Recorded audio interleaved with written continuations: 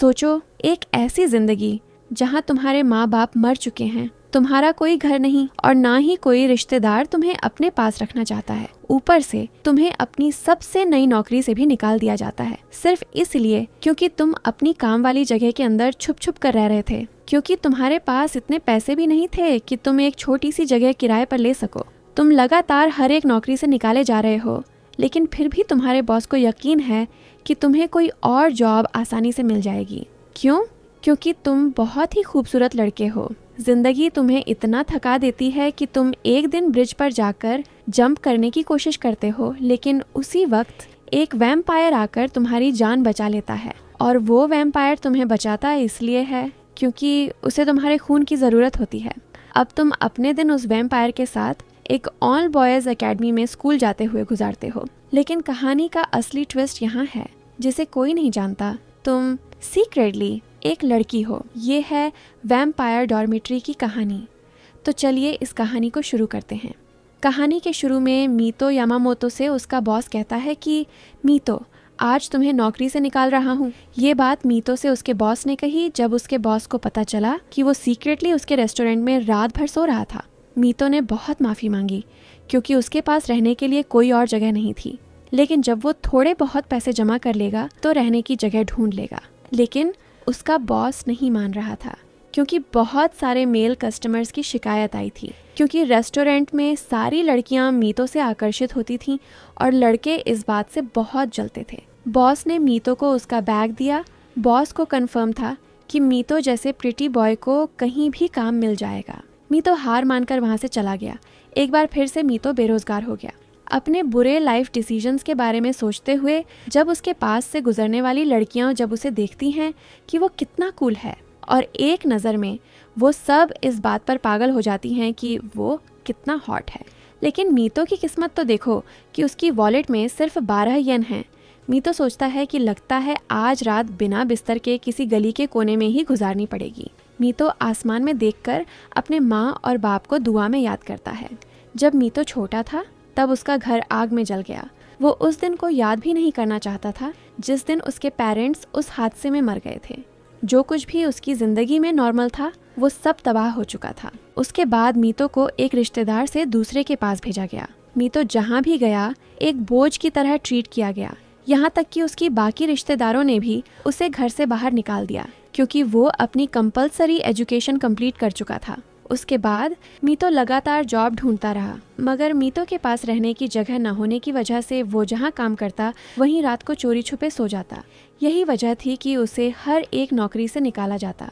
अब आखिर मीतो ने सोचा कि वो ब्रिज के उस पार नौकरी ढूंढेगा, मगर जल्द ही बारिश शुरू हो गई और मीतो अपने बैग को अपने सर पर रखकर भागने लगा और एक रेस्टोरेंट के पास रुक गया। मीतो जैसे ही रेस्टोरेंट के पास खड़ा हुआ तो मीतो को चक्कर आए और वो रेस्टोरेंट के अंदर ज़मीन पर गिर गया क्योंकि वो कमज़ोर हो चुका था। उसने काफ़ी दिनों से कुछ खाया भी नहीं था। मीतो ने होश संभाला तो देखा उसने रेस्टोरेंट का एक पॉट तोड़ दिया है। वो जल्दी से माफ़ी मांगने लगा। इतने में एक वर्कर मीतो के पास आता है और कहता है, अरे तुम्हें तो चोट लग गई है, आओ मैं तुम्हारी उंगली पर मरहम लगा दूं। और वो मीतो को अपने साथ रूम में ले जाता है। इस लड़के का नाम रुका है। रुका मीतो को पकड़कर उसकी तरफ ऐसी नज़रों से देखता है जैसे कि वो मीतो को अभी खा जाएगा। रुका मीतो की उंगली से निकलते हुए खून को देख खुद को रोक नहीं पाता और उसे चाटने लगता है। ये देखकर मीतो ब्लश करता है, मगर अगले ही पल रुका खांसते हुए कहता है कि अरे तुम्हारे खून का जायका कितना गंदा है, मानो 1 साल से कोई फल खराब हो, ऐसा टेस्ट है। ये सुनकर मीतो को गुस्सा आता है और वो कहता है, अरे तुम्हें किसने इजाज़त दी मेरा खून टेस्ट करने की, और ऊपर से मेरे खून की बुराई भी कर रहे हो। रुका कहता है कि तुम्हारे ब्लड का कलर इतना प्यारा था कि मुझसे रहा नहीं गया और मैंने टेस्ट किया। ये बातें सुनकर मीतो को रुका कुछ ज़्यादा ही अजीब लगा और मीतो जल्दी से वहाँ से भाग गया। जिसके बाद रेस्टोरेंट के मालिक कोमोरी ने उससे पूछा कि तुम्हें इस लड़के का खून कैसा लगा, क्योंकि 10 साल हो गए हैं जब से तुमने किसी इंसान का खून पिया है। रुका ने खून को डिस्गस्टिंग बोला, कहा कि मेल्स का खून काम का नहीं होता, बहुत घटिया होता है। कोमोरी ने समझाया कि इसका रीज़न ये है कि शायद इस लड़के को सही से प्यार नहीं मिला या शायद किसी ने इसको प्यार किया ही नहीं, इसलिए इसके खून का जायका इतना बुरा है। एक इंसान को कितना प्यार मिला है और उन्होंने कितना प्यार वापस किया है, ये साबित करता है कि उनका खून कितना स्वीट और टेस्टी होगा। अब लड़कियों का खून सबसे बेस्ट होता है, लेकिन मर्द का खून भी उतना ही स्वीट हो सकता है जितना उसे प्यार मिला हो। तो कोमोरी रुका से कहता है कि अगर इस लड़के मीतो को थोड़ा सा प्यार मिले तो शायद इसका खून भी टेस्टी बन सकता है। लेकिन रुका के दिमाग में मेमोरीज फ्लैश होने के साथ वो कोमोरी का हाथ हटाता है, ये कहते हुए कि अगर सारा खून इतना डिस्गस्टिंग है तो वह पूरी जिंदगी अपना स्ट्रॉबेरी जूस ही पीता रहेगा। रुका खुद डिसाइड करना चाहता है कि वह किसे अपना थ्रॉल यानी ब्लड सर्वेंट बनाएगा और उसे ये नहीं बताना चाहता कि क्या करना है। लेकिन कोमोरी रुका को याद दिलाता है कि उसका पर्पस क्या है यहाँ ह्यूमन वर्ल्ड में आने का। कोमोरी चाहता है कि वो जल्द अपने लाइक ह्यूमन गर्ल को पसंद करके उसके साथ शादी करे ताकि रुका वैम्पायर्स का लीडर बन सके। दूसरी तरफ मीतो बारिश में भागता रहा और पास से गुजरते हुए एक बाइक वाले ने उस पे पानी उछाला और अब वो पूरा भीग गया था। मीतो पुल पर चलता रहा, ये जानते हुए कि उसके पास जाने के लिए कोई जगह नहीं और ना ही किसी को उसकी ज़रूरत नहीं। वो पुल के कोने पर बैठा सोचता है कि अगर वो यहाँ से जंप करके अपनी जान दे दे तो क्या कोई ये नोटिस भी करेगा कि वो इस दुनिया से चला गया। तभी वो सोचता है कि नहीं, सिर्फ इसलिए कि मैं गरीब हूँ और मेरी कोई फैमिली या घर नहीं, इसका मतलब ये नहीं कि मैं इतना ख़राब सोचूं। शायद कल मुझे अगली जॉब मिल जाएगी।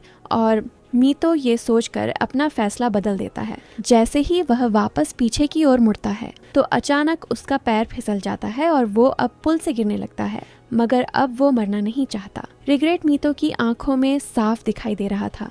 अब नीचे गिरते हुए मीतो आंखें बंद करके अपनी मौत कबूल करता है। तभी अचानक वक्त थम जाता है और एक आवाज सुनाई देती है कि अगर तुम्हें कोई चाहिए जो तुम्हें इतनी बुरी तरह चाहे तो मैं वो बन सकता हूँ जो तुम्हें चाहता है। और हम देखते हैं कि रुका अचानक वहाँ आ पहुँचता है और मीतो को बचा लेता है, उससे पूछते हुए कि क्या वह ठीक है। मीतो की आंखों में आंसू आ जाते हैं और वह याद नहीं कर सकता कि आखिरी बार कब किसी ने उससे ये पूछा था कि वह कैसा है। वह इतना स्टूपिड एक्ट करने पर रोता है, लेकिन इस बारे में अंदर से खुश फील करता है।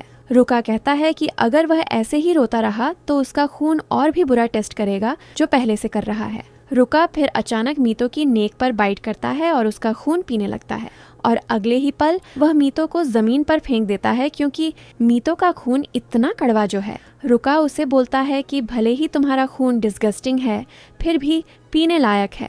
रुका पूछता है कि मीतो क्यों जंप करने की कोशिश कर रहा था, लेकिन वह जवाब देता है कि वह जंप नहीं कर रहा था, वह सिर्फ एज पर बैठा था, सोच रहा था कि दुनिया में किसी को भी उसकी जरूरत नहीं है। तो रुका ने मीतो से कहा कि मुझे है तुम्हारी जरूरत। मीतो पूछता है कि क्या रुका वाकई वैम्पायर है, एक क्रिएचर जो कि सिर्फ कहानियों में होता है। लेकिन मीतो के पास मजीद बात करने की एनर्जी नहीं थी और वह सवाल पूछते ही बेहोश हो जाता है। बाद में हम देखते हैं कि मीतो एक अजीब सी जगह पर जागता है। रूम में एक बिल्ली और एक चमगादड़ के साथ रुका अपनी किताब पढ़ रहा होता है। यह जगह असल में हिजरी गांव का बॉयज एकेडमी का डॉर्मिट्री है जहां रुका रहता है। रुका ने मीतो के लिए पहले से ही बात रेडी किया होता है। वह मीतो से कहता है जाके नहा लो और फिर यहाँ से चले जाओ। मीतो कंफ्यूज हो जाती है क्योंकि उसे लगा था रुका उसे अपना वैम्पायर थ्रॉल यानी ब्लड सर्वेंट बनाएगा, लेकिन रुका का मूड बदल चुका होता है। वह कहता है कि वह किसी ऐसे इंसान का खून नहीं पीता जो उससे डरता हो, पर मीतो के लिए तो यह पहली बार था जब किसी ने उसे प्यार का एहसास दिलाया था। इसीलिए वह रुका का थ्रॉल बनना चाहता है। जैसे ही वह जरा जिद करने लगता है, रुका उसे फौरन बाथरूम में धक्का देकर अंदर भेज देता है। वहाँ मीतो को पता चलता है कि रुका को उसका खून इसीलिए बेस्वाद लगता है क्योंकि मीतो ने कभी प्यार फील ही नहीं किया, और अगर टेस्ट इम्प्रूव करना है तो रुका कहता है कि वह मीतो से प्यार करेगा और मीतो को सिर्फ यह सीखना होगा कि प्यार होता क्या है। यह सुनकर मीतो के दिमाग में हजार सोचें चल पड़ती हैं कि शायद मैं भी किसी दिन प्यार का मतलब महसूस कर पाऊँ। जब मीतो फाइनली मान जाता है तो रुका सॉफ्टली कहता है मैं तुमसे हर दिन प्यार करूँगा ताकि तुम्हारे ब्लड का टेस्ट बेहतर हो जाए। मीतो शर्मा जाता है और रुका को बाहर निकाल देता है, यह कहकर कि उसे नहाना है। कपड़े उतारते वक्त रुका कैजुअली उसे बताता है मैं काफ़ी वक्त से तुम जैसे खूबसूरत लड़के को ढूंढ रहा था क्योंकि मैं लड़कियों का खून नहीं पी सकता। अब मीतो शॉक में रह जाता है क्योंकि मीतो तो असल में एक लड़की है। अगली सुबह मीतो उस बिल्ली मैरियन की चीख की आवाज़ से होश में आती है। रुका उसे वापस बेड में खींच लेता है। मीतो गुस्सा होकर चीखती है, हमें एक ही बेड शेयर क्यों करना पड़ रहा है? और रुका नींद भरी आवाज में बोलता है, तुम्हारे खून का बेहतर टेस्ट करने के लिए ऑब्वियसली। मीतो शर्म से लाल हो जाती है, खुद को याद दिलाते हुए कि उसने ये सब रुका का थ्रॉल रहने और जगह मिलने के लिए एक्सेप्ट किया था। वो सिर्फ इतनी उम्मीद करती है कि रुका को उसका एक झूठ कभी पता न चले कि वो लड़का नहीं बल्कि लड़की है। ब्रेकफास्ट का टाइम होता है। रुका फिर मीतो को बेड में खींच लेता है। मीतो तैयार नहीं होती, लेकिन रुका प्राउडली कहता है, तुम्हारी जॉब थ्रॉल के तौर पर यही है कि जब भी मुझे खून चाहिए तुम रेडी रहो। गर्दन पर निशान पर मीतो टेंशन लेती है और कहती है कि ये निशान शायद नहीं जाएंगे, लेकिन रुका एक हल्की सी टच से उन्हें इंस्टेंट हील कर देता है। फिर वो चमगादड़, जो असल में रुका का बटलर कोमोरी होता है, उड़कर आता है और मीतो के लिए न्यू स्कूल यूनिफॉर्म लाता है, क्योंकि आज से मीतो भी हिजरी गांव का बॉयज़ एकेडमी में ही पढ़ेगी। जब मीतो रुका के साथ एकेडमी के हॉल से गुजरती है, उसके दिल में सिर्फ एक ही डर होता है, लोगों को पता चल गया कि मैं लड़की हूँ तो। रुका कैजुअली उसकी टेंशन को नर्वसनेस समझकर कहता है, फिक्र मत करो, क्लास में सब फ्रेंडली लोग हैं, तुम आसानी से घुल मिल जाओगे। खुद को क्लास में इंट्रोड्यूस करते वक्त सब लड़के मीतो को देखकर हैरान रह जाते हैं। यार ये लड़का कितना प्रिटी है, सबकी यही रिएक्शन होता है। तकारा तुरंत चिपक जाता है और कहता है, भाई अगर तुम कोई क्यूट लड़कियों को जानते हो ना तो पहले मुझे मिलाना। सब क्लास के बॉयज़ काफ़ी फ्रेंडली थे, बस रेन निकाइडो को छोड़कर, जो अंदर आते ही मीतो को सीधा घूरता है, जैसे उसका पूरा दिन खराब हो गया। स्कूल के बाद रुका मीतो से कहता है, चलो मेरे साथ कैफ़े चलो, पार्ट टाइम काम कर लेना, क्योंकि तुम्हें पैसों की ज़रूरत भी तो है। किस्मत से कैफ़े कोमोरी का होता है। वो मीतो को बिना किसी प्रॉब्लम के जॉब दे देता है। चेंजिंग रूम में मीतो ब्लश करने लगती है जब रुका कपड़े उतारता है।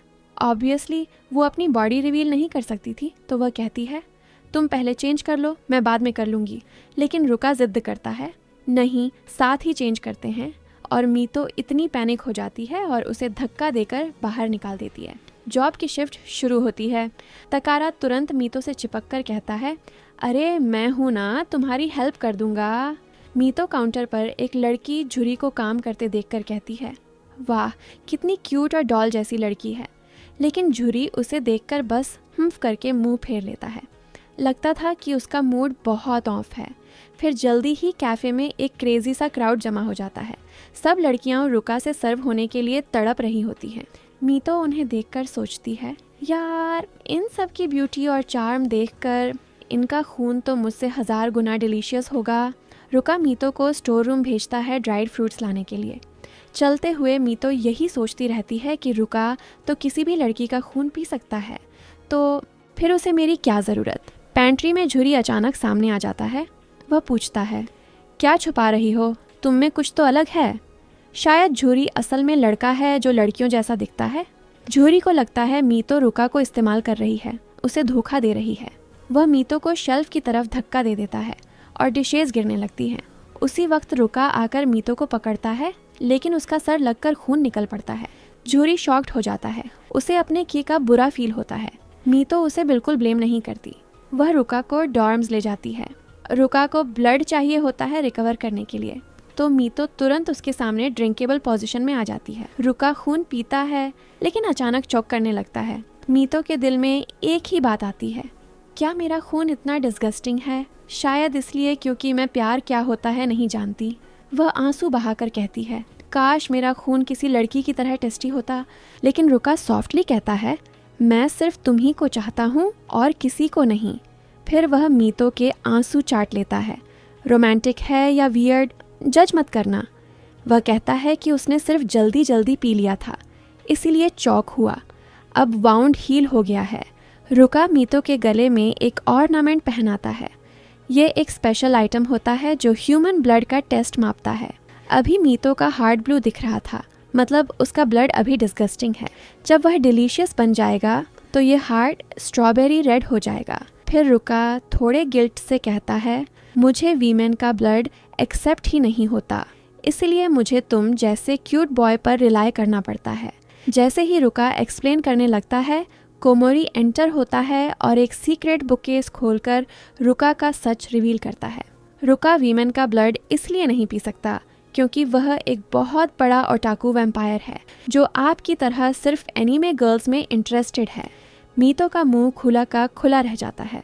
रुका शर्म से मर जाता है। मीतो को तो हंसी आ जाती है। उसे खुशी होती है कि रुका असली लड़कियों से इंटरेस्टेड ही नहीं। इसका मतलब मीतो का यहाँ रहना सेफ है और शायद वह यहाँ हमेशा रह सकती है।